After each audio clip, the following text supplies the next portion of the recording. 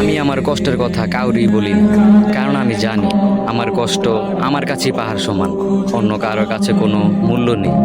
মানুষ শুনবে ঠিকই, শুনে মজা নিবে, আর সময় হলে খোঁচা মেরে কথা বলবে, কিন্তু কেউ কাঁধে হাত রেখে বলবে না এত চিন্তা করিস না, আমি আছি তোর পাশে। খুঁজে পাবে গানের প্রতিটা